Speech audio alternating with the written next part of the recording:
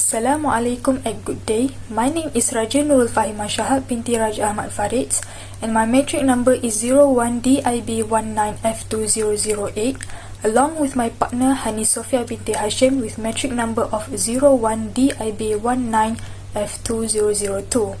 Today we would like to present our group pair project with topic discussions of Sharia governance framework and the importance of observing and preserving confidentiality by Sharia committee. First and foremost, we begin with the definition of Sharia governance framework. The Sharia governance framework (SGF) is a framework that Islamic banks use to monitor, oversee, and manage their operations. The Islamic financial system soundness relies on Sharia governance. The establishment of a strong Sharia governance structure boosts public trust in Islamic financial organizations' integrity, administration, and operations. The Sharia governance framework for Islamic financial institutions, which was implemented in 2011, has played a crucial role in ensuring that the Islamic finance industry in Malaysia develops in a stable and orderly manner. The framework in particular has resulted in the institutionalization of governance structures, process and policies to encourage end-to-end Sharia compliance in Islamic financial transactions. However, it is undeniable that due to the Islamic financial institutions' new position in the financial and banking world, there are still particular things that the institution is lacking while also facing specific and new challenges and issues only faced by the Islamic financial institution. First issue of Sharia governance framework is the lack of proper establishment of Sharia law in the system. Islamic banks have their own Sharia boards that are comprised of Sharia scholars whose views differ from those of global Sharia advisors. Thus, Islamic banks must clarify the role of the board, the Sharia committee, and management in relation to Sharia affairs, as well as develop the fiqh al-mu'amalat, which is still in the development stage by Islamic jurisdiction. Second issue to arise is Sharia non-compliance risk that consists of either fatwa rejection or differences, non-standard practices of Islamic financial products, and non-compliance with Sharia rulings. To address this issue, the Sharia Advisory Council (SAC) at the Central Bank in Malaysia has been given legal authority to make the ultimate judgment that the IFIs are not allowed to object.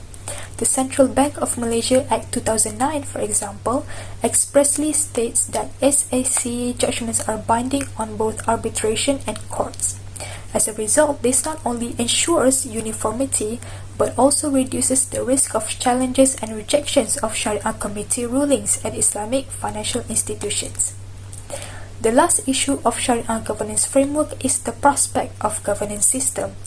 IFIs are currently experiencing difficulties in their company, market, and operations.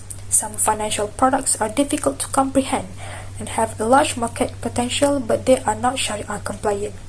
So to counter the issue, Islamic banks must make sure that they have access to Islamic experts who are well versed in the subject. As a result, recruitment must be selective to guarantee that individuals hired possess the necessary qualifications as well as the necessary knowledge and experiences to successfully navigate the operation. To summarize, Islamic banks must continuously be managed within the Sharia governance framework that requires all parties involved to fulfill their roles and responsibilities to achieve the objectives. Different from conventional banks, we have responsibilities to expand the influence of Islamic financial institutions as the Islamic bank's management is not led by human instinct and greed, but instead guided by revelation. Next, we have Hani Sofia to continue our talk. Assalamualaikum, my name is Hani Sofia binti Hashim and I will present about Sharia Committee. What is Sharia Committee? Sharia Committee means the committee established by the bank for the purposes of advising the bank on all Sharia related matters pertaining to Islamic banking. Now, I will move on to the importance of observing and preserving confidentially by Sharia Committee. First, responsibility and accountability. The Sharia Committee is expected to understand that in the course of discharging the duties and responsibilities as a Sharia Committee member, they are responsible and accountable for all Sharia decisions, opinions, and views provided by them. Secondly, advice to the board and IFI. The Sharia Committee is expected to advise the board and provide input to the IFI on Sharia matters in order for the IFI to comply with Sharia principles at all times.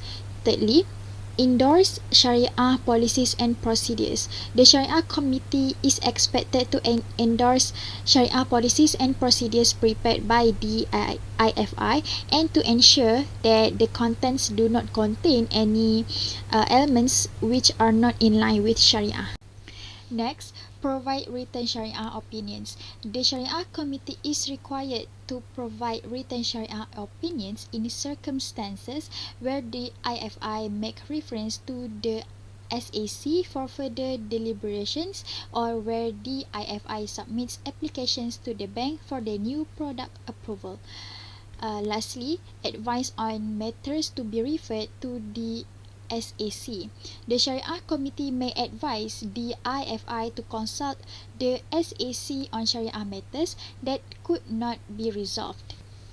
Next, the challenges that facing by Sharia Committee. First, independence of the Sharia Committee from management influence. This is the ability of the Sharia Committee to make objective decisions independently without any form of influence from management. Secondly, there is possibility that the product review could just be perfunctory with the Sharia Committee relenting to IFI management pressure. Thirdly, potential conflict of interest in legitimizing unlawful or dubious operations, products, and services because of monetary incentive.